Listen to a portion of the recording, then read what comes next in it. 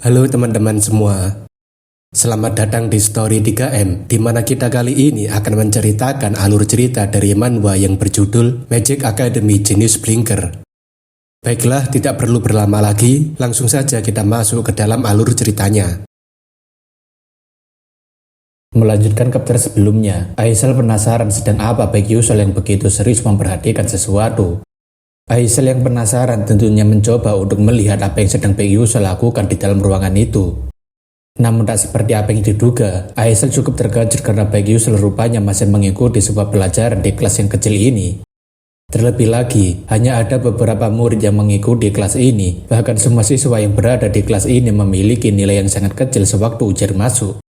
Aisel yakin jika pelajaran ini mungkin sedang berada di ambang dihapuskan karena peminatannya sangat sedikit dan hanya ada beberapa murid yang tertarik.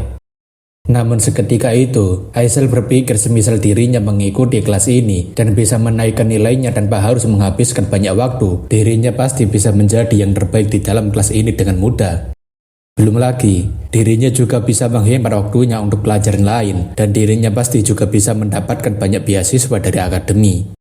Aisel tentunya semakin penasaran kenapa Baek Yusol bisa tahu jika mendapatkan nilai di mata pelajaran ini cukup mudah.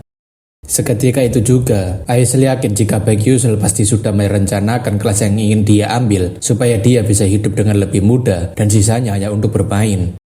Akan tetapi, Aisel rasa jika dugaannya ini terlalu berlebihan dan pasti cuma kebetulan saja jika Baek Yusol bisa mendapatkan kelas yang sangat sepi peminatnya. Keesokan harinya, kita masih disajikan dengan kegiatan belajar di kelas, di mana suasananya masih sama seperti sebelumnya. Baek Yusol sendiri masih mengikuti mata pelajaran yang kurang diminati bersama dengan Profesor Leiden yang mengajarkan tentang Divine Moon. Profesor Leiden menjelaskan jika sang mage pendiri, yaitu mage Invite, menyebarkan sihir ke seluruh dunia hingga manusia dan spesies lainnya mampu mempelajari cara menggunakan sihir. Leiden juga memberitahu jika sang mage pendiri mengajarkan beberapa sihir khusus untuk beberapa ras, seperti elf yang diajarkan sihir nature class dan dwarf diajarkan sihir matter. Sementara itu, mage pendiri mengajarkan sihir elemental pada manusia, di mana para siswa sekarang pasti sudah tidak asing lagi dengan sihir manusia itu sendiri. Dari semua penjelasan panjang lebar itu, Baek Yusol benar-benar sudah mulai susah untuk menerimanya, dan ia heran apakah dirinya bisa bertahan selama 3 tahun di sini. Baek Yusol benar-benar merasa tersiksa karena dirinya harus kembali ke sekolah di usianya yang sekarang, padahal dirinya bisa menekan tombol skip ketika sedang bermain game. Tapi tetap saja, pelajaran ini sebenarnya cukup penting karena hal ini mungkin akan memberikan petunjuk baginya tentang true ending yang sebenarnya. Akan tetapi, itu masih asumsinya Baek Yusol saja, karena sedari awal game Aether War dirilis, belum pernah ada yang menemukan true ending. Selain itu juga, Baek Yusol sebenarnya merasa agak heran kenapa Aisel sekarang malah berada di kelas yang sama dengannya.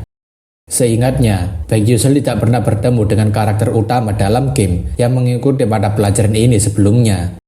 Baek Yusol rasa mungkin ini hanyalah adegan yang dirinya lewatkan saja, jadi itu tidak terlalu penting baginya juga asalkan dirinya bisa mendapatkan true ending. Profesor Leiden kemudian mengatakan jika keingintahuan manusia tidak berakhir pada sihir elemental saja, dan itu membuat sebuah perubahan yang begitu besar. Leiden menceritakan jika mage manusia akhirnya menjelajahi bumi dan mulai mencuri sihir dari spesies lainnya. Meskipun begitu, mage manusia masih merasa tidak puas. Akan tetapi, mage manusia itu pada akhirnya tidak bisa mempelajari sihir lebih dari kemampuan mereka, dan itulah batasan yang bisa dilakukan oleh seorang manusia. Terlebih lagi, mage pendiri juga meninggalkan 12 Divine Moon untuk menjaga keseimbangan kekuatan dan juga untuk menghentikan keserakahan terkait dengan dunia sihir. Meskipun begitu, mage pendiri malah menghilang tanpa jejak setelah dia membuat Divine Moon untuk menjaga ketertiban dunia. Profesor Leiden kemudian menanyakan, apakah ada yang tahu tentang tugas dan tanggung jawab yang diemban oleh 12 Divine Moon? Aisel menjawab jika 12 Divine Moon dikenal sebagai para penjaga yang melindungi keseimbangan kekuatan dunia. Rumornya, mereka tersebar di seluruh benua dan telah menjalankan misi mereka hingga 1000 tahun yang lalu. Profesor Leiden tentunya membenarkan apa yang diucapkan Aisel, karena 12 Divine Moon memiliki kekuatan spesial tersendiri untuk melindungi benua. Sebagai contohnya, Profesor Leiden mengatakan jika Sigmund of Red Summer yang menggunakan api merah adalah penjaga yang melambangkan musim panas. Konon katanya, api yang dikeluarkan oleh Red Summer tidak pernah bisa dipadamkan sekalinya api tersebut sudah menyala dan akan membakar sampai habis targetnya. Jika para siswa tidak percaya akan hal tersebut, Aladdin menyarankan agar mereka pergi ke Alaman K karena mereka bisa melihat api merah tersebut menyala. Bagi Yusel yang sudah tahu tentang Alaman K tentunya berpikir apakah Profesor Aladdin sedang mengajaknya untuk bercanda atau semacamnya.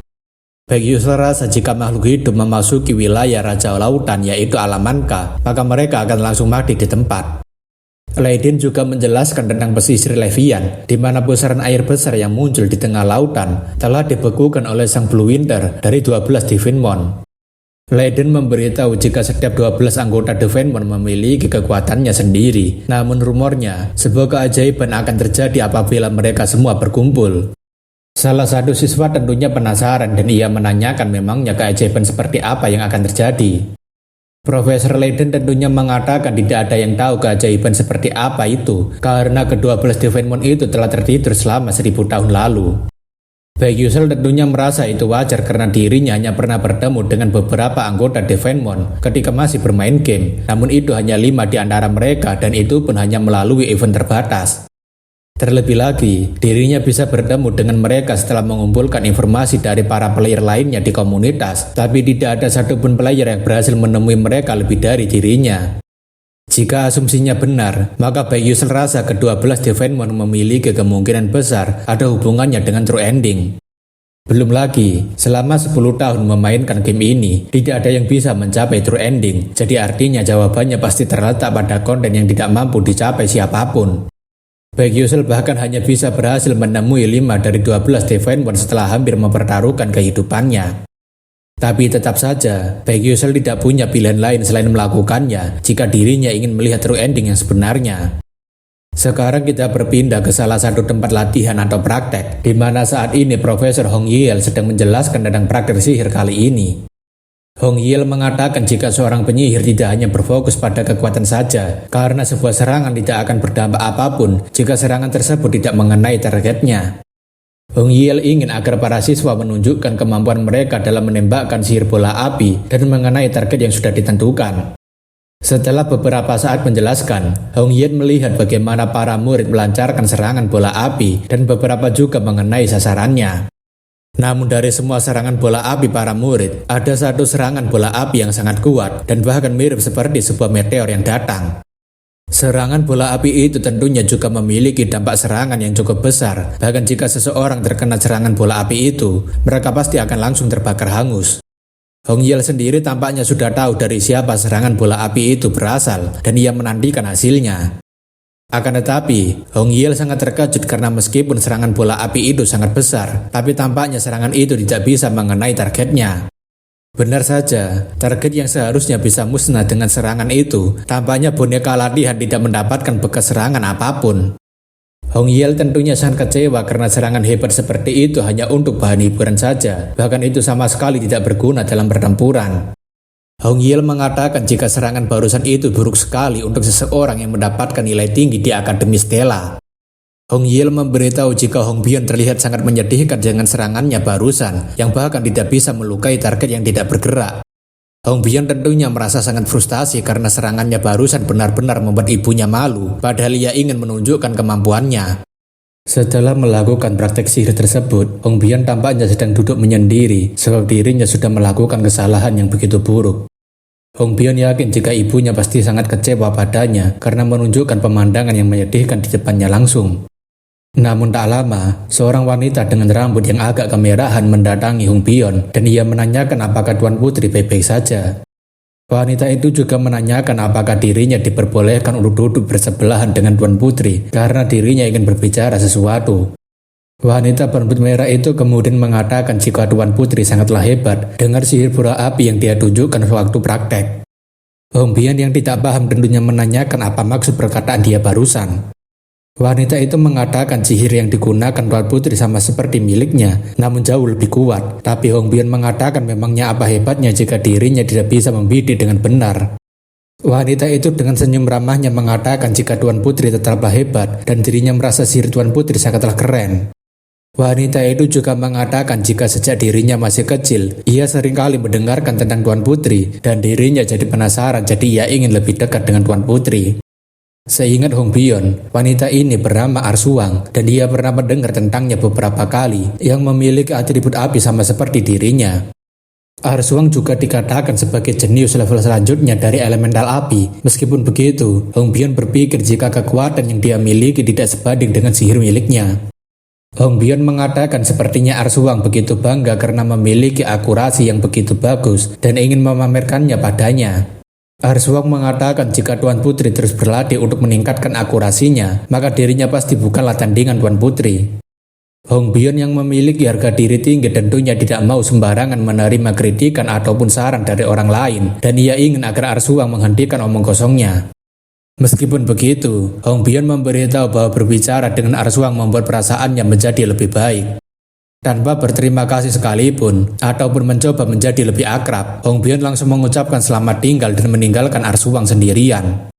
Tampaknya juga, Arsuang sekarang menghilangkan topeng tersenyumnya, dan sekarang dia malah membuat wajah yang begitu datar.